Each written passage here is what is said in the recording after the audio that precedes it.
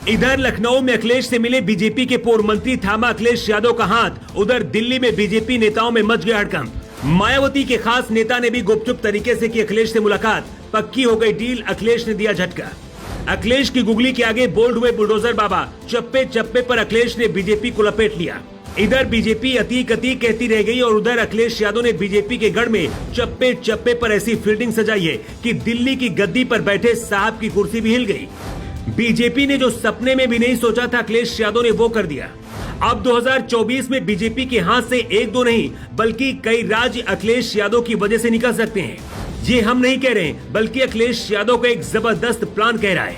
अखिलेश यादव ने इस बार लखनऊ में बैठे बैठे गजब का खेल कर दिया है। बीजेपी के पास प्लान बनाने के लिए अमित शाह, मोदी और जोगी है, लेकिन अखिलेश यादव अकेले।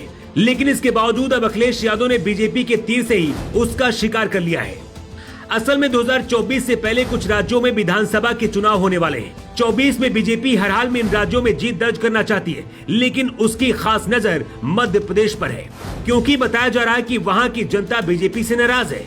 ऐसे में उसके लिए वहां पर दोबारा चुनाव जीत पाना काफी मुश्किल हो सकता है। लेकिन अखिलेश यादव ने मध्य प्रदेश की जीत का जो प्लान तैयार किया है उसके बारे में जानकर बीजेपी सन्न रह गई है। गौर से देखिए इन तस्वीरों को। अखिलेश के साथ जो नेता खड़े उनका नाम अखंड प्रताप सिंह यादव है और वो बीजेपी के पूर्व मंत्री हैं, लेकिन उनको बीजेपी ने दरकिनार कर दिया है। इसीलिए उन्होंने अखिलेश यादव से मिलने की इच्छा जताई ताकि मिलकर आगे खेल किया जा सके। अखंड प्रताप सिंह यादव को मध्य प्रदेश की राजनीति का अच्छा खासा अनुभव है। कयास लगाए जा रहे हैं कि वो आने वाले विधानसभा चुनाव में समाजवादी पार्टी का साथ देंगे और अगर एक बार ऐसा हो गया तो ये बीजेपी के लिए किसी बड़े झटके से कम नहीं होगा, क्योंकि कहते हैं ना कि घर का भेदी लंका ढाए। आपको बता दें कि इस बार समाजवादी पार्टी इस साल के आखिर में होने वाले मध्य प्रदेश की विधानसभा चुनाव की सभी सीटों पर उतरेगी। ऐसे में अखिलेश यादव ने अभी से वहां पर फील्डिंग करनी शुरू कर दी है। वहां पर जो नेता सरकार से नाराज चल रहे हैं वो ही बीजेपी के लिए काल साबित होंगे और अखिलेश यादव के लिए मध्य प्रदेश से शिवराज सिंह चौहान को हटाना आसान हो जाएगा। लेकिन अखिलेश यादव की तैयारी बड़ी है, वो बहुत दूर की सोचते। आज भले उनके हाथ में सत्ता ना हो, लेकिन उनकी तैयारी भविष्य में प्रधानमंत्री बनने की है। इसलिए वो विपक्ष के नेताओं को एकजुट करने में जुटे हैं। उनकी कोशिश रंग ला रही है।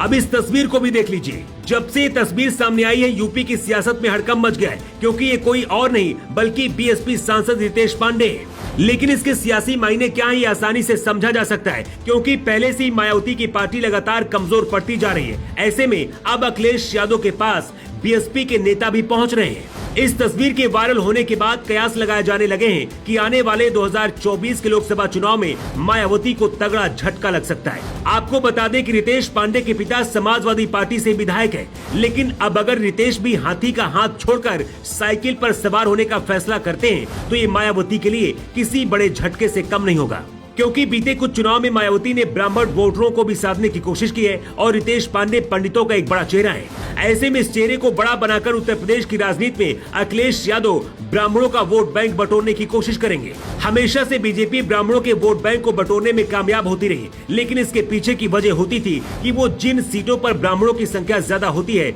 वहां पर ब्राह्मण उम्मीदवार को ही उतारती है और किसी बड़े चेहरे पर वहां से चुनाव लड़ती है। ऐसे में अगर रितेश पांडे भी समाजवादी पार्टी में शामिल हो जाते हैं तो बीजेपी के साथ ब्राह्मण वोटरों पर अखिलेश यादव खेल कर सकते हैं। लेकिन अगर ऐसा हो गया तो ये मायावती के लिए बिल्कुल भी अच्छा नहीं होगा, क्योंकि उनकी पार्टी पहले ही काफी कमजोर हो चुकी है। लेकिन अब देखना होगा कि 2024 के चुनाव से पहले अखिलेश यादव बीजेपी की जीत का रथ रोकने के लिए कितने बड़े झटके बीजेपी को दे सकते हैं। Bureau report.